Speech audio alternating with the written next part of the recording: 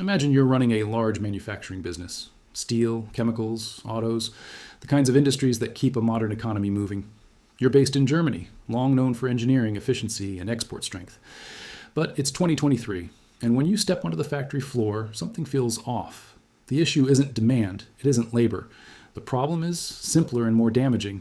Energy has become so expensive that operating at full capacity no longer makes economic sense. That tension sits at the center of Germany's Energiewende, the energy transition that aimed to shift the country toward wind, solar, and lower carbon power.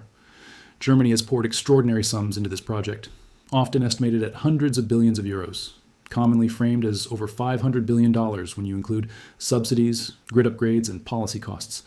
The promise was clear: cleaner power, modern infrastructure, and long-term resilience. The outcome has been far more complicated. Very high household electricity prices, major stress on energy-intensive industry, and a growing debate about whether policy choices created vulnerabilities rather than reducing them. One of the most striking symbols of the contradiction is that, in some locations, wind installations have been removed or relocated as land use shifts, while coal still plays a role when the system needs firm power. To understand how Germany arrived here, you have to go back to the early 2010, before the crisis language, before the geopolitics of the 2020, when the strategy looked much more stable on paper. In 2010, Chancellor Angela Merkel, who has a technical background as a scientist, actually supported extending the operating lives of Germany's nuclear plants. At that time, Germany had a relatively balanced mix: coal, nuclear, and a rising share of renewables. Nuclear was providing roughly a quarter of the country's electricity, low carbon, steady, and well suited to supplying large amounts of baseload power, the continuous electricity needed to keep the system running regardless of weather. The idea was straightforward: keep nuclear online as a bridge while renewables expanded over many years. Then, March 11th, 2011 happened. A major earthquake and tsunami triggered the Fukushima nuclear accident in Japan. It was a serious disaster, but it occurred in a very different geographic and risk context. Japan is highly seismic and coastal, while Germany doesn't face tsunami risk on that scale. A purely technical response might have emphasized plant reviews, stress tests, and updated safety systems. But politics rarely moves at the speed of engineering. Public fear surged, and Germany's anti-nuclear movement, already strong since the Chernobyl era, intensified quickly. In that environment, Merkel's government made a major pivot. Germany committed to a full nuclear phase-out, with a schedule to close all reactors by 2022. Several reactors were shut down almost immediately. From a systems point of view, this decision became one of the most consequential in modern German energy policy. It meant retiring large amounts of reliable, low-carbon generation before replacement capacity could fully cover the gap in all seasons and conditions. A useful way to think about it is sequencing. Switching an economy's power backbone works best when new, dependable capacity is built first, and older capacity is retired after. Germany chose a faster retirement timeline, while simultaneously trying to scale renewables and restructure the grid. This is where cost and complexity compound. Building wind and solar is expensive, but building it, while also replacing already functioning nuclear plants, changes the economics. You're not simply adding new, cleaner power on top of what exists. You're spending at enormous scale to avoid losing total capacity, while still needing backup for periods when renewable output is low. During the 2010s, Germany expanded renewables heavily through policy tools such as the Renewable Energy Sources Act, EEG. Consumers and businesses helped finance the build-out through surcharges and electricity pricing structures that supported guaranteed rates and grid integration. Over time, that contributed to electricity prices that were among the highest in many advanced economies, particularly noticeable for households and for companies with high energy demand. Another hard constraint is geography and weather. Northern Europe can have extended periods of low wind and limited sun, often referred to in Germany as a dark doldrums scenario. When that happens, the system needs firm generation that can run on demand.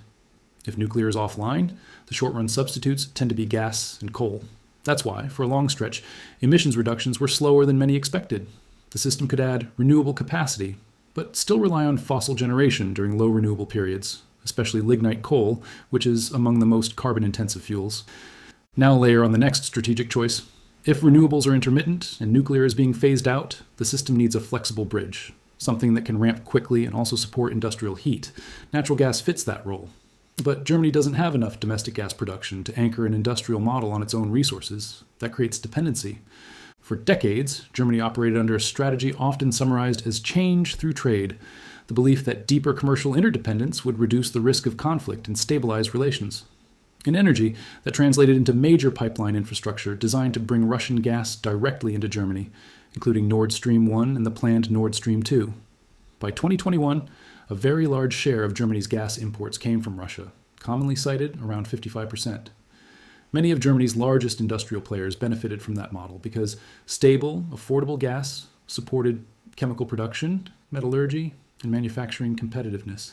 But the dependency risk was flagged repeatedly by other European countries, especially those closer to Russia, geographically and historically more skeptical of energy interdependence as a security strategy.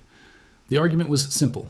When a large share of an economy's critical fuel comes from a single geopolitical counterparty, energy becomes leverage.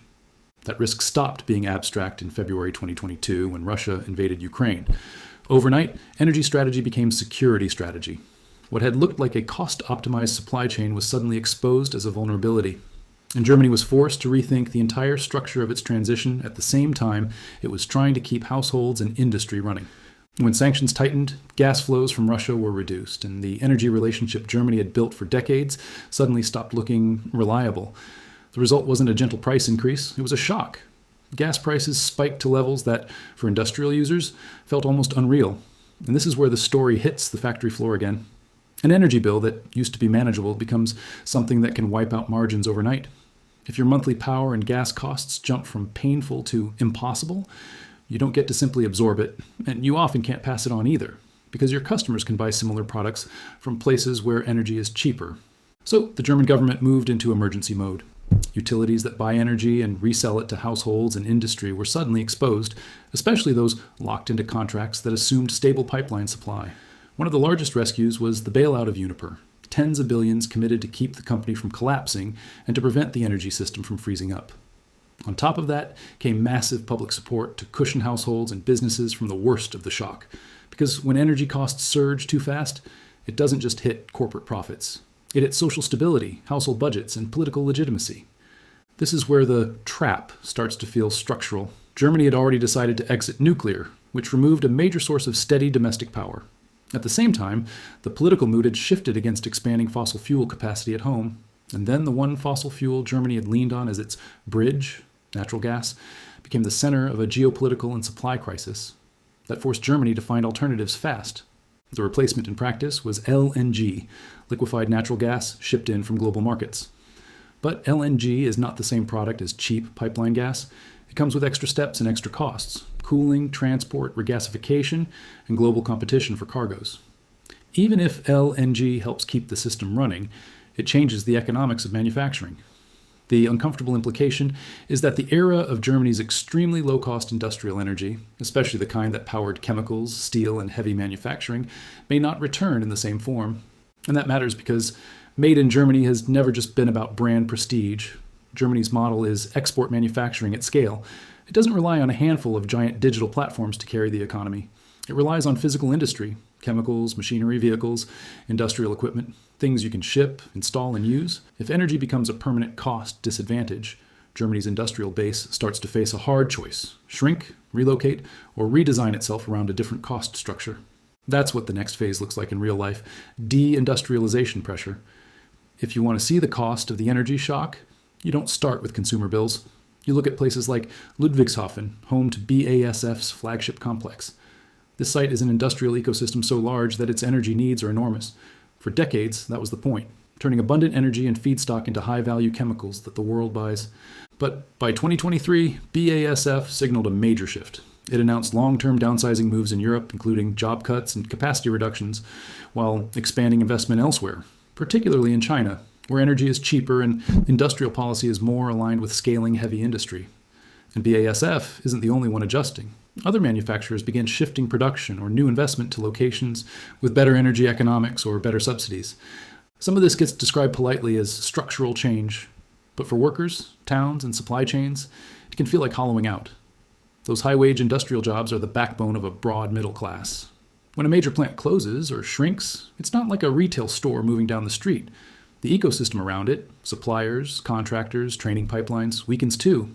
And once heavy industry relocates, it rarely returns quickly because the capital equipment, the workforce, and the supplier web rebuild somewhere else. Then there's the part of the story that sounds boring until you realize it's one of the most expensive issues of all: the grid. Germany's geography creates a mismatch. Much of the wind generation is concentrated in the north, closer to the coast.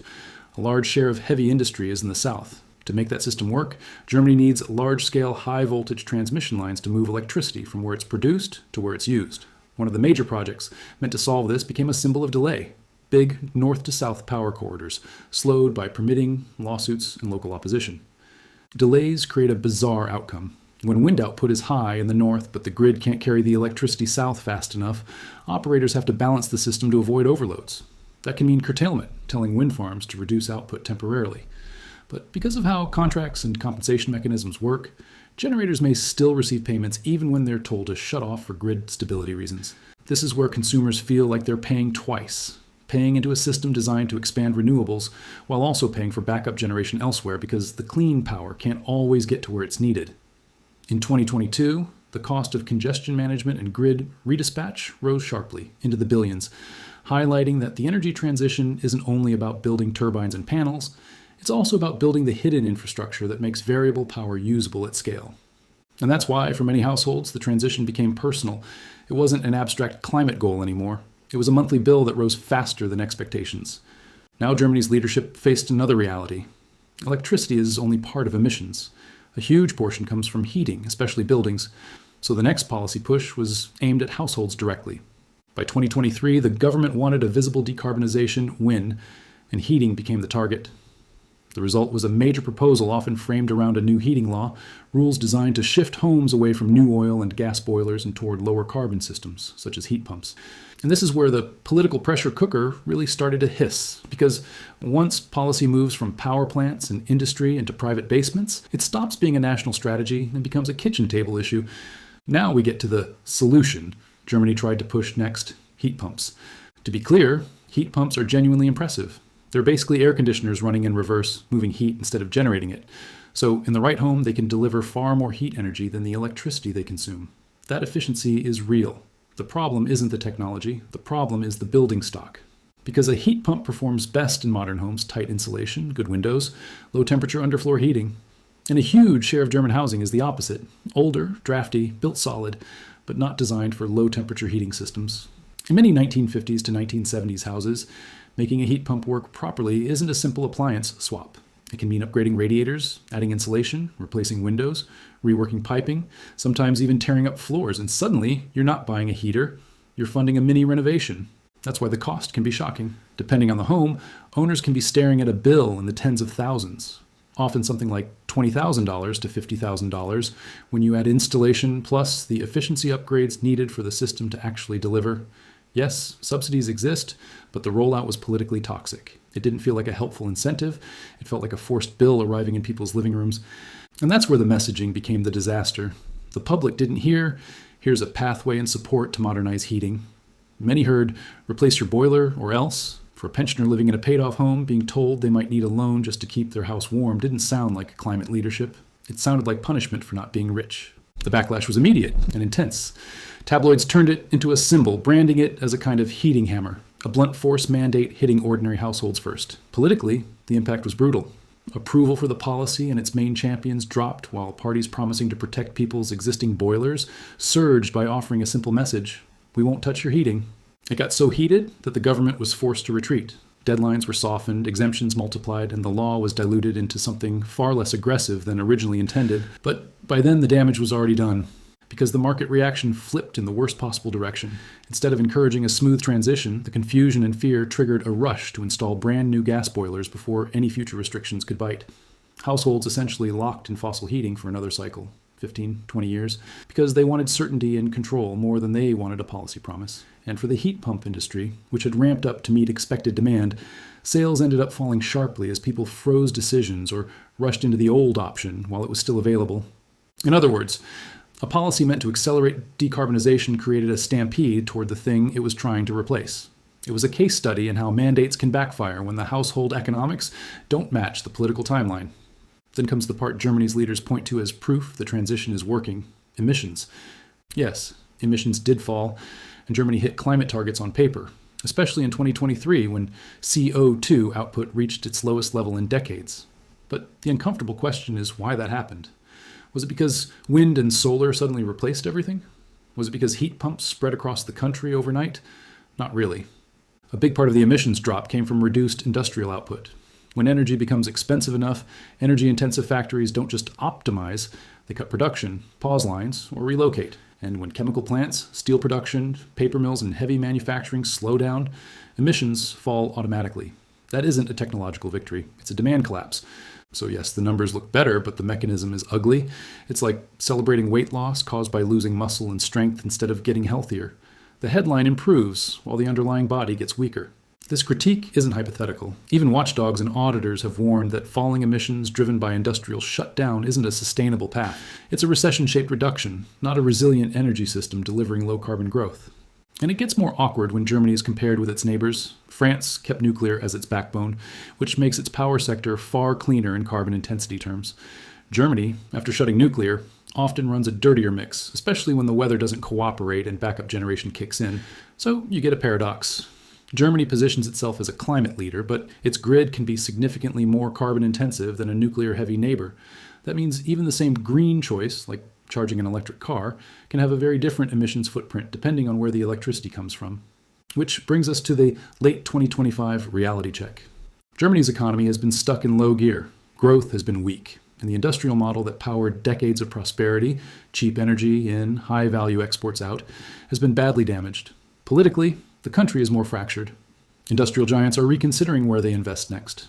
And outside Germany, other nations are watching closely. Because here's the blunt truth.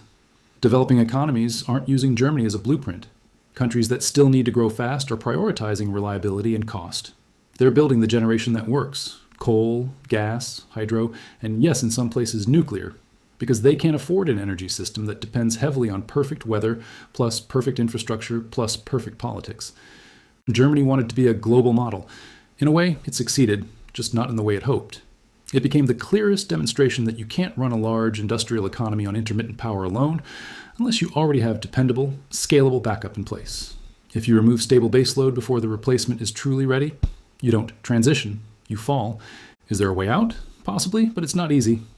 Germany still has world-class engineering talent, deep capital markets, and the ability to build serious infrastructure when it commits. There's talk, however difficult, about revisiting nuclear, or at least rethinking what counts as clean, in a world that demands both decarbonization and stability. There's also long-term hope in technologies like hydrogen, but those aren't overnight fixes, and they're not guaranteed to become cheap and scalable fast enough to rescue an industrial base under pressure today. The larger lesson is the one everyone else should take seriously. Energy policy can't be built on slogans. It has to obey physics, logistics, and price signals. If ideology drives the timeline, the bill doesn't disappear. It lands on households, on factories, and on the competitiveness of an entire economy. Germany spent over $500 billion learning that lesson. The rest of the world gets to learn it by watching. Thanks for watching. We appreciate you being here. If you liked the video, please subscribe for more. Feel free to leave a comment with your questions or ideas.